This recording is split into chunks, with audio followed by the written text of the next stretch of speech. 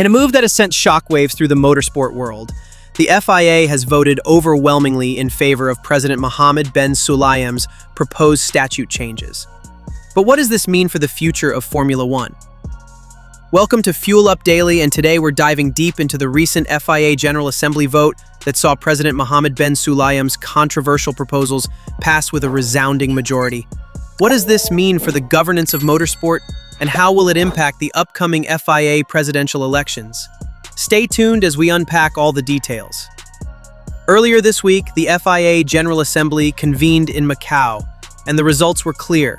A supermajority of 83.35% of member clubs voted in favor of the proposed statute changes. But what exactly were these changes?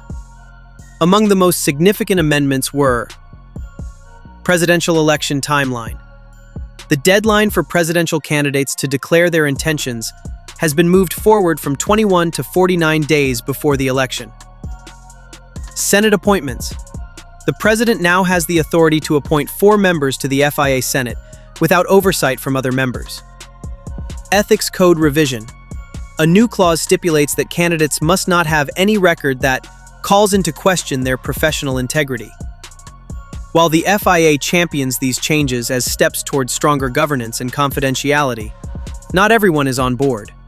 The Austrian Automobile Association, OAMTC, has publicly criticized the reforms, urging member clubs to vote against them. They argue that these changes risk eroding the FIA's reputation for competent and transparent governance. There's no urgency for these changes. The timing coincides with President Ben Sulayem's re-election campaign, which raises questions about the motives behind these proposals. These recent changes are part of a broader trend during President Ben Sulayem's tenure. From the dismissal of audit committee members questioning financial transparency to the resignation of senior figures like Deputy President Robert Reid, many have expressed concerns over the increasing centralization of power within the presidency. An expert says, there's a growing perception that the checks and balances within the FIA are being undermined, which could have long-term implications for the sport's integrity. As we approach the FIA presidential elections in December, these changes could have significant ramifications. Potential challengers like Carlos Sainz Sr. have expressed interest in running. However, the new eligibility criteria and appointment powers could complicate their paths. These reforms could be seen as a strategic move to consolidate power and limit opposition, potentially shaping the outcome of the upcoming elections. With the stage set, the motorsport world watches closely. Will these changes strengthen the FIA's governance, or do they signal a troubling trend towards autocracy? We'll continue to monitor the situation and bring you updates as they unfold. The dust is settling after a monumental vote by the FIA General Assembly, but the consequences of the decision continue to echo through the world of motorsport. As President Mohammed Ben Sulayem's sweeping proposals sail through, what does this mean for Formula One and the very structure of the FIA? As the dust settles on the vote, reactions from the world of F1 have been varied, with some expressing support for the changes, while others voice their concerns. I've always said that F1 should focus on fairness and transparency. If these changes lead to a more structured FIA, that's a good thing. But the way some things have been pushed through, it's a bit unsettling. Max is not alone in his skepticism.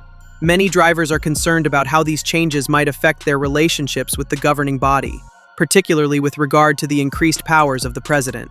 Lewis Hamilton. We need to ensure that the sport remains open and transparent. When decisions are made behind closed doors, it can lead to misunderstandings. I'm not sure how this will affect us moving forward. Team principals are among those who are most directly impacted by the proposed changes, especially with the new power to appoint key officials within the FIA. Christian Horner. It's vital for the FIA to maintain its independence. If the president gains more direct control over who is in key positions, it could shift the balance of power within the sport. It's something we need to keep an eye on. Horner, like many in the F1 paddock, questions the future independence of the FIA and whether the reforms could lead to favoritism or conflicts of interest in decision-making. Toto Wolff. Formula One needs to be a meritocratic environment where decisions are made for the good of the sport. If the focus shifts to a more centralized structure, I think we could be in for some bumpy roads. While much of the focus has been on Formula One, these changes have far-reaching consequences for all FIA-sanctioned motorsports. From the World Endurance Championship to rallying and beyond, the FIA governs a broad spectrum of motorsport disciplines. As we move forward, the question remains, will the reforms benefit all branches, or is this shift geared mainly toward F1? Before moving ahead, here is a question for you. In what year was the first official Formula One World Championship held? Answer in comments to show your F1 knowledge. Some motorsports have already expressed concern. The new reforms could create divisions between F1 and other categories, as the decision-making power in the FIA could become more concentrated in a way that only serves the top tier. As for the fans, they've had their own reactions to the changes. Online, the debate has been heated. Fans are divided over the changes. Some see it as an opportunity to streamline the FIA's operations and bring more focus to the sport, while others, worry about the lack of transparency and the risk of creating a more autocratic leadership. It feels like the fans are being left out of the conversation. We've seen decisions in the past that affect the racing, and I think with these changes, we could be facing even more secrecy.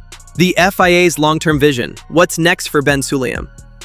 With the changes now in effect, the big question is, what's next for President Mohammed Ben Sulayem? Since taking office in 2021, Ben Sulayem has been both a polarizing and transformative figure in the world of motorsport. His push for modernization within the FIA has garnered both praise and criticism, but these latest reforms mark a clear shift toward solidifying his control. Ben Sulayem's supporters see these changes as a necessary step to bring the FIA into the 21st century. However, his critics argue that the reforms are a critical power grab ahead of the next presidential election. Looking ahead, the FIA election. With the FIA presidential election just around the corner, these changes have made the political landscape more volatile than ever. One thing is clear, the election is going to be fierce. While Ben Sulayem has managed to secure a favorable vote, will the changes he's implemented give him the upper hand in the upcoming election? Or will challengers seize on growing discontent with his leadership? The changes could prove pivotal. If Ben Sulayem wins again, the FIA will likely continue on its current trajectory. But if a challenger emerges victorious, it could spark a complete overhaul of the way the FIA operates. So what does this all mean for the future of Formula One and motorsports in general? The approval of these sweeping reforms signals a new era for the FIA, whether it leads to a more streamlined and effective organization or creates divisions and unrest within motorsports. Only time will tell. As the FIA enters this new chapter, we'll be right here, keeping you updated on every twist and turn. If you're enjoying these insights, make sure to hit that subscribe button so you never miss out on our latest updates. And let us know in the comments what you think about the recent changes. Are they a positive step forward or a worrying trend towards centralization?